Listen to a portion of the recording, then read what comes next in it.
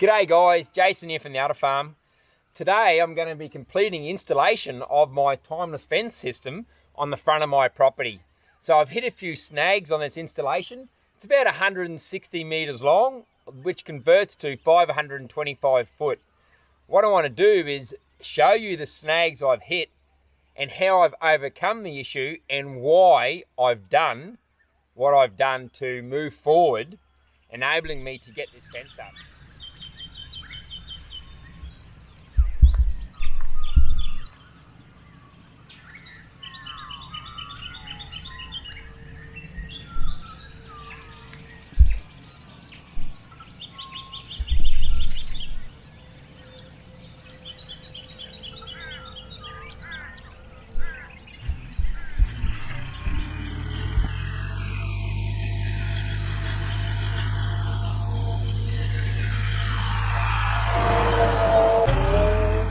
So the first snag I come across was on the installation of my New Zealander A-frame corner. As you can see, this is the original corner system. It's been here a while. It's hardwood, but it's 2 foot out of whack. That should have raised a few eyebrows then, and I should have questioned myself, why is it 2 foot out of whack when the rest of my fence is in line with my brace? And it wasn't until I started boring out this hole that I realised why it was so far out of whack originally. So I did 3 hours with a crowbar and shovel, but getting nowhere. And as you can see from the back of the ute, I had to hire a generator and a jackhammer, but it was solid rock all the way down. It had to be buried 30 inches into the ground. I kept going. So I ended up hiring it for the full day, and it took me full 10 hours to get it done. It wasn't just one hole, it was all 3 holes right down to the ground. So I was happy to finish that job. It's well worth the effort.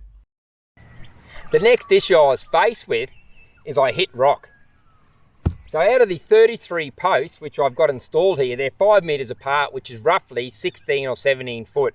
I've only got 5 posts with this issue. The issue being, on the back of each T-post they've got a bury depth. And on the 2 1/8 post, the bad boy, the timeless range, they recommend burying it about 2 foot into the ground, which is 600 mil. That rock I've hit is just over a foot down. So I pondered over a reasonable way forward. And what I came up with is I was happy to accept a foot into the ground, which is halfway the recommended bury depth. But what I'm going to do to overcome that is I'm going to bell those holes out and I'm going to concrete that full foot into the ground. So if you can see behind me, where I am now, it runs down a hill. The reason why the recommended depth is there is so they don't pull out of the ground when you're straining. In this circumstance, especially on hills, had this been in the bottom of a gully, that would have been an issue, because you've got the strain wanting to pull the post out of the ground when you're straining that wire. Because I'm on the top of a crest here, it's wanting to push the post down. So it's not too much of an issue or a concern for me now, because I'm filling it up with concrete, belling the hole out. There's no way it's going to pull out of the ground because it's belled and it's full of cement. I'm going to put a 20-25 kilo bag of cement in there to fill it up. So there's no way it's going to pull out because the strain's wanting to take it down, and there's no way it can go down, because if the auger on the tractor can't get through this sedimentary rock, and I can't get through it with a crowbar, there's no way that that plug of that cement, once it's belled out, is ever going to go down into the ground. As you can see, I've got 2 posts side by side with the issue, but I've got 5, 6 T-posts either side that are buried the required depth. So I'm not greatly concerned. And this next one, as you can see, there's the 50% mark, there's the recommended line. So if I put it into the ground, that ground level line, it's got to be 4 inches below the ground level. So that's probably going 3/4 of the way down the recommended depth. What I'm not greatly concerned about is, because it's an electric fence system, you've got to remember, electric fence systems aren't a physical barrier. They're a psychological barrier. It's a mental barrier on the animal. when they touch it a few times, the association they build up with this fence will be pain. So there's no way they're going to come and scratch on this post, or even try and stick their head out and get grass, because they're going to get shocked. Even if they did come and put their head out and the fence wasn't on, that with a foot of cement belled out and the rest of the lines also taking strain, there's no way that fence post is going to push over. The load is shared across the entire fence. Had I have 3/4 of the fence with the issue, then it would have been a concern. But because it's only 5 out of the 33 and they're spaced apart and they're all going up a hill, not in the gully where you expect it to get pulled out, I'm not too concerned about it.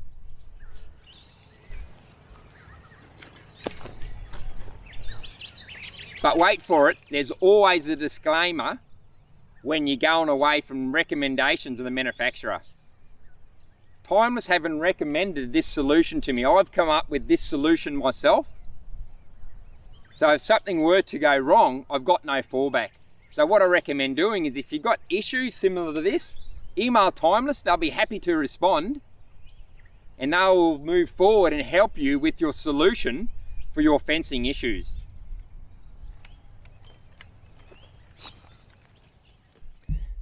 The last issue I've got, and I can't change, is the lay of the land.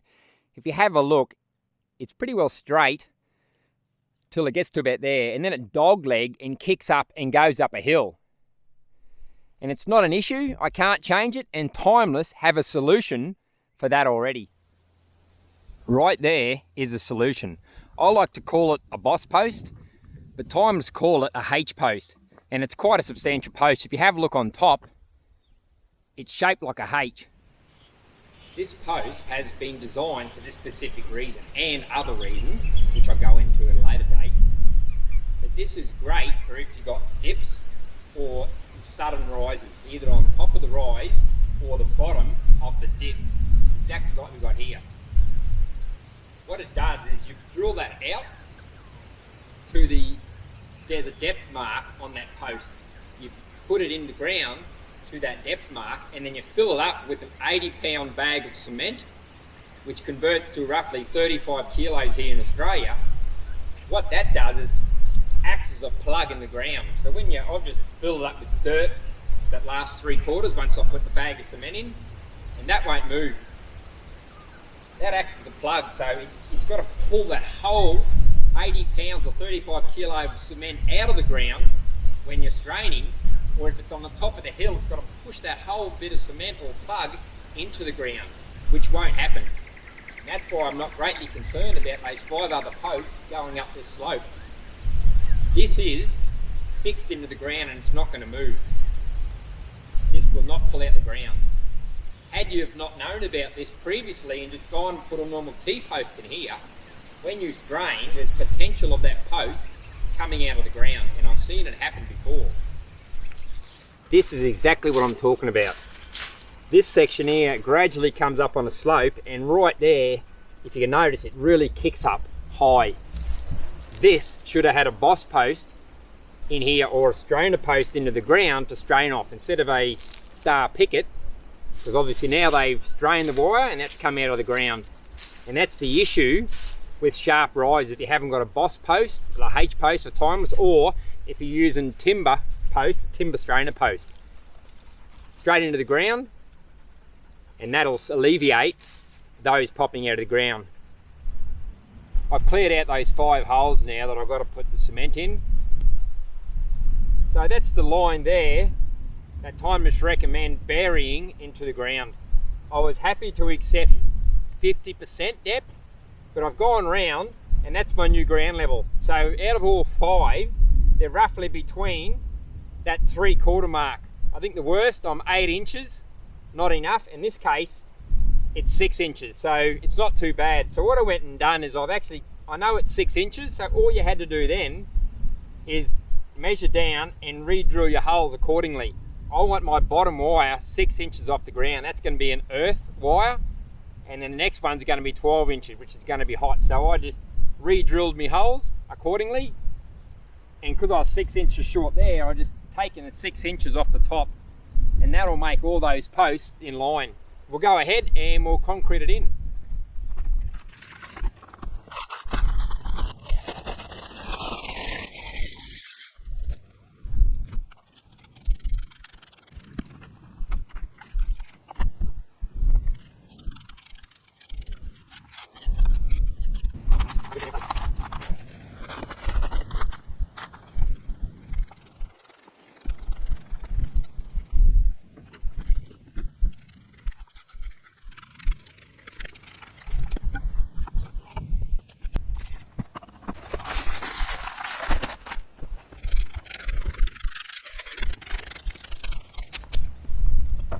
So that's it. I'm going to leave it about 50 mil, 2 inches below the ground. That way I can cover it with dirt and then grass can go over it. It'll look ugly with a couple of them with cement right up to there, and the rest have got grass around them. So tomorrow we'll come back and we'll fill these up with dirt and we'll run some wire.